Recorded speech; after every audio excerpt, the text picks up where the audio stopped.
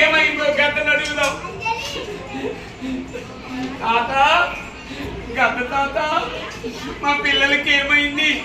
చాలా పిల్లలు కనపడటం లేదు, రక్తంలో ఉన్నాయి, ఎముకలు కనిపిస్తున్నాయి. అలాగా? ఏం జరిగిందమ్మా?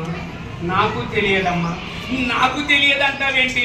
నిన్ను ఎందుకు పెట్టాం మేము కాపలా? నీకు ఆహారం ఇస్తామన్నాం కదా. ఏమో అమ్మా, నాకు తెలియదమ్మా. ఇదో రేపు ఇట్లా జరిగితే మాత్రం ఊరుకునేది లేదు, కబడ్డార్ జాగ్రత్తగా ఉండు అని చెప్పే మరుసటి రోజు మళ్ళీ వెళ్ళాయి. మరుసటి రోజు మళ్ళీ గండు బిల్లు వచ్చింది, గద్దతో మాట్లాడింది, మాట్లాడి మళ్ళీ వెళ్ళిపోయింది. వెళ్ళిపోయి ఏం చేస్తుందో తెలుసు కదా? ఏం చేస్తుంది?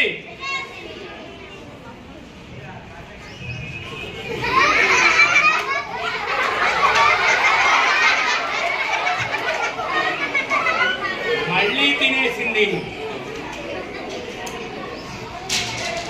మళ్ళీ సాయంకాలం తల్లిదండ్రులు వచ్చాయి.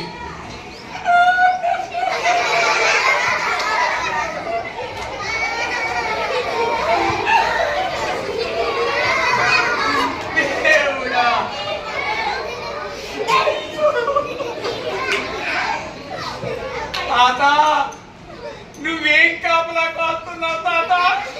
పిల్లలన్నీ చనిపోయారు. తాత, నీకు మొదటే చెప్పావు, రెండో రోజు ఎలా జరిగితే నీకు తప్పనిసరిగా శక్తి ఉంటుందని అని. పక్షుల తల్లిదండ్రులందరూ కూడా గద్దని పొడిచి పొడిచి చంపేశాయి. రక్తాలు వచ్చినట్టు గద్ద అలా స్పాట్లోనే చనిపోయింది. So my dear students,